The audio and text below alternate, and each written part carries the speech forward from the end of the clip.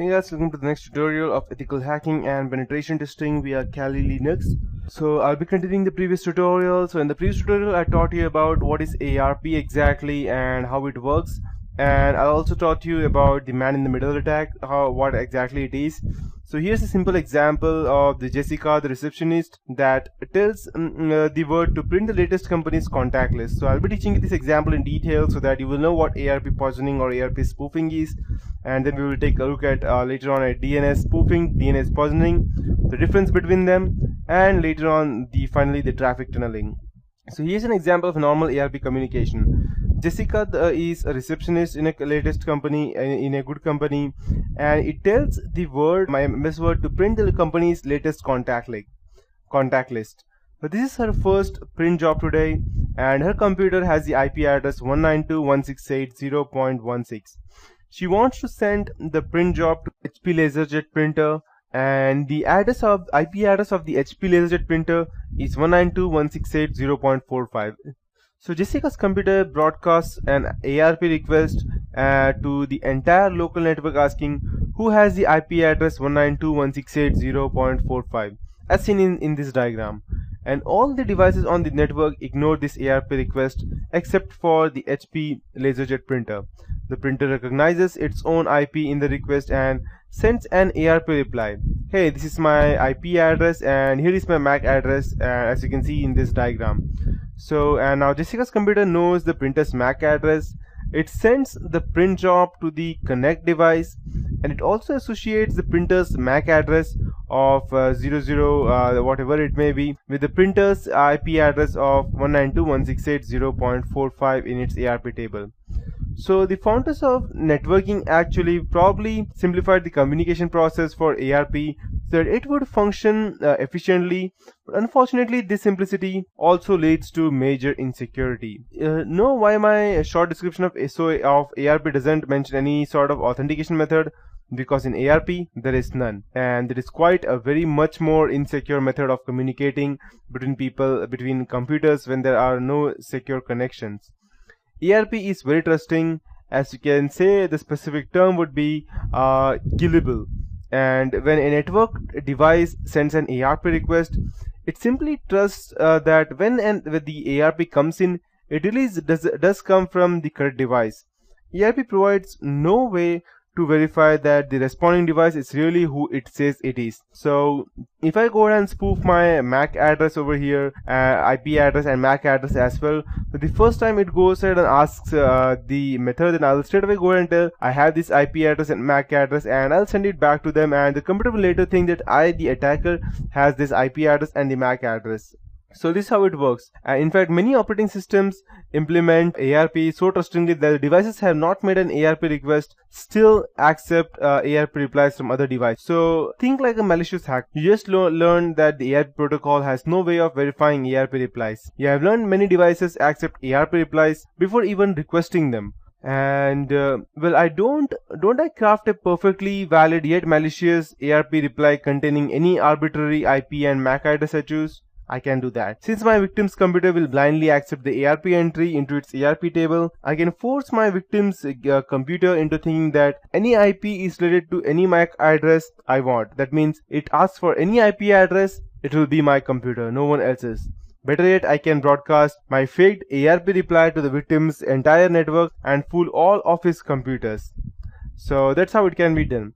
So back to reality now, you probably understand why this common technique is called as ARP cache poisoning, or just ARP poisoning, either way. The attacker lies to a device on your network, corrupting or poisoning its understanding of where other devices are. The frighteningly simple procedure enables the hacker to cause a variety of networking woes described next that I will be teaching you. And all the ARPs are now belong to us. The ability to associate any IP address with any MAC address provides hackers with many attack vectors, including denial of service, man in the middle, and MAC flooding. And just before you ask me what these things are, I would be teaching you that in later part of the tutorial. And denial of service attack, a hacker can easily associate an operationally significant IP address to a false MAC address. For instance, let's say for example, a hacker can send an ARP reply associating your network router's IP address with a MAC address that doesn't exist. Your computers believe that they know where your real default gateway is, but in reality they are sending any packet whose destination is not on the local segment into the great bit bucket into the sky. And in one move, the hacker has cut off your network from the internet, and he's only the person handling the computer. After that, we have man-in-the-middle attack, and as I told you, a hacker can exploit ARP cache poisoning to intercept network traffics between two devices in your network. For instance, let's say the hacker wants to see all the traffic between your computer, that's 192.168.0.12, and your internet router, that's 192.168.0.1. The hacker begins by sending a malicious ARP reply for which there was no previous request to your router, associating with his computer's MAC address with 192.168.0.12. Now your router thinks the hacker's computer is your computer. Next, the hacker sends a malicious ARP reply to your computer associating his MAC address with your 192.168.0.1. Now your machine thinks the hacker's computer is your router. Finally, the hacker turns on an operating system feature called as IP forwarding.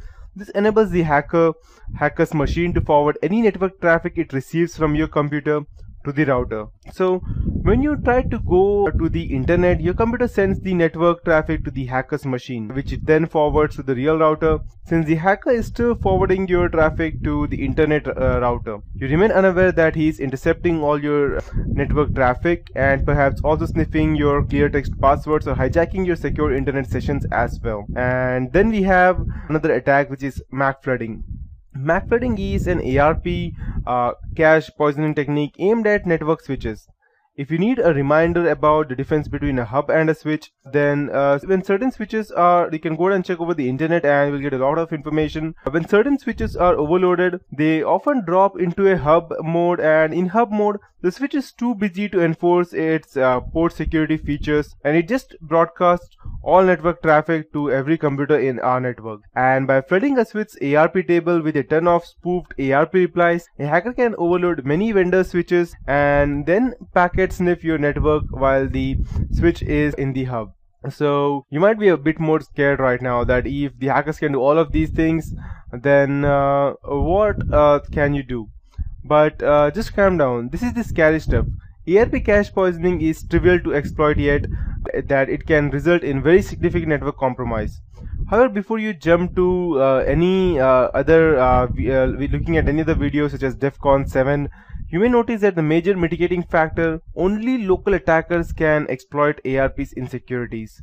A hacker would need either physical access to your network or control of a machine on your local network in order to deliver an ARP cache poisoning attack. ARP's insecurities cannot be exploited remotely. He needs to be physically present there. That said, hackers have known to be good to gain local access to networks.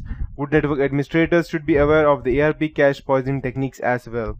Since ARP cache poisoning results from lack of security in a protocol that is required for TCP/IP networking to function, you cannot fix it, but you can help prevent ARP attacks using some of the techniques such as keep your network small.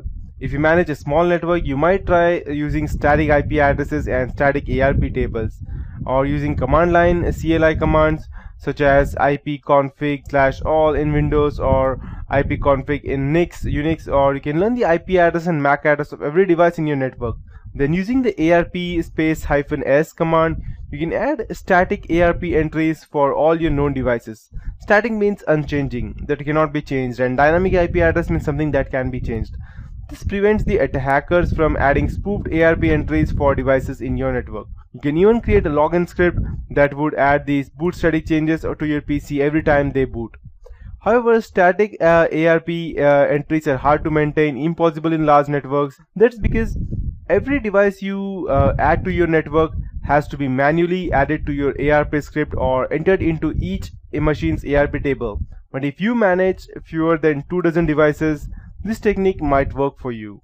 And if you have large network, if you manage a large network, research your networks with port security features. One port security feature lets you force your switches to allow only one MAC address for each physical port on the switch. This prevents hackers from changing the MAC address of their machine or from trying to map more than one MAC address to their machine. It can often help prevent ARP-based man-in-the-middle or monkey-in-the-middle attacks as well.